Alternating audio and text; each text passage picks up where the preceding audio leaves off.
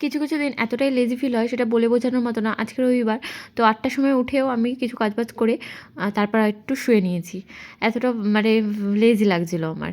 যাই হোক, hello everyone, কেমন আছো সবাই? আমি মমিতা, আমার আরেকটি ব্লগে তোমাদের অনেক অনেক ওয়েলকাম। সকালবেলার ওয়েদারটা তো বেশ দারুণই ছিল। আমার পাপাও আজকে মোটামুটি আমার কিছুক্ষণ পরেই উঠে গেছে। উঠে এই যে এখানে কিছুক্ষণ বসে খেলছে, আর এদিকে আমরা চাটা খেয়ে নিচ্ছি। তো চা খেতে খেতে একটু গল্প টল্প সেরেও নিচ্ছি। সকালে ব্রেকফাস্ট আমাদের ছিল এই পরোটা তরকারি। আজকে আর বাড়িতে কিছু বানাইনি, কিনে নিয়ে খাচ্ছি। তো গল্প করতে করতেই এখানে বেশ পুজোর কথা হচ্ছিলো, পুজোর মানে প্ল্যান এইসব হচ্ছিলো আর কি। আর পাপার তো প্রথম পুজো, তো এইসব করতে করতে তারপরে চলে আসলাম এদিকে রান্নার দিকে। তো রান্নায় আজকে পাপার জন্য আগে প্রথমে একটু ডাল চাল আলু দিয়ে একটুখানি একটু সেদ্ধ বসিয়ে দিয়েছি। প্রথমবার আজকে এটা খাওয়াবো, তারপর আস্তে আস্তে আরও অনেক কিছু এর মধ্যে অ্যাড করব। তো দেখা যাক কী হয়। আর এদিকে তারপরে রান্নাগুলো বসিয়ে দিয়েছি, আলু ভেজে নিয়েছি। আজকে হবে আমাদের মাটনের ঝোল, তো সেটারই প্রিপারেশন হচ্ছে। আর সিম্পল ভাত, ব্যাস, বেশি কিছু রান্না না, তো ফটাফট সব হয়ে যাবে। জানো তো, রান্নায় প্রথম হাতে খড়ি হয়েছিল আমার চা থেকে।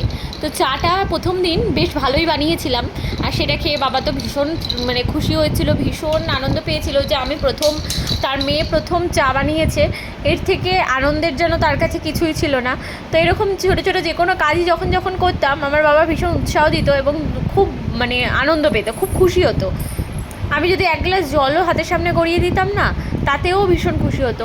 হয়তো পৃথিবীর সমস্ত বাবাই এরকমই খুশি হয় তার মেয়ে যখন প্রথম কোনো রান্না করে, প্রথম কিছু যখন তাদের রান্না করে খাওয়ায়, কিংবা কোনো কাজ করলে বাবা মারা হয়তো এতটাই খুশি হয়, সব মামা মাই তাই। আজকে রান্না করতে করতে এই জিনিসটা তোমাদের সাথে শেয়ার করলাম। আর এদিকে দেখো, আমার পাপা আমি ওখানে কাজ করছি সেটাই ও জানলা থেকে এভাবে দেখছে। এখন তো জানলা ধরে দাঁড়িয়েও থাকতে পারে, আর এখন বসে রয়েছে। তো এদিকে আমার ভাত হয়ে গেছে, মাংস কষানো মোটামুটি কমপ্লিট, জাস্ট এটাকে প্রেশারে দেবো অ্যান্ড সিটি মারলেই আমার রান্না এখানে কমপ্লিট। তারপরে আমি স্নান খাওয়া দাওয়া সেরে নেব।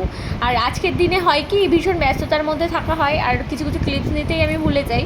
তো খাওয়া দাওয়া হয়ে গেছে, আর এখানটায় আমি ছাদে এসেছি, মেঘ করে এসেছে, তো জামা কাপড়গুলোই তুলতে এসেছিলাম। তার মধ্যে তোমাদের দেখিয়ে দিচ্ছি বেল গাছ, আমাদের যেহেতু বেল গাছ ছিল না, তো এই চারাটা আনা হয়েছে।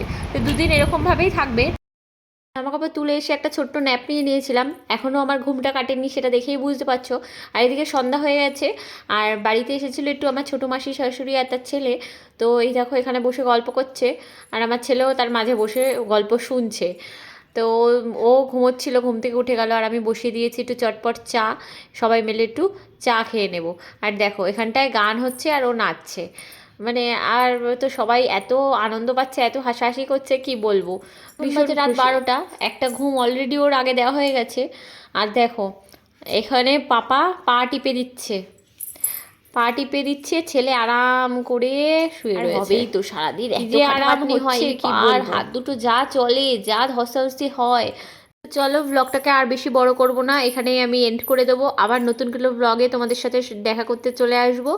আমার আজকের ব্লগটা কেমন লেগেছে অবশ্যই কিন্তু আমাকে কমেন্টস করে জানিও, সাথে লাইক অ্যান্ড শেয়ার করতে ভুলো না। পাশে থেকো।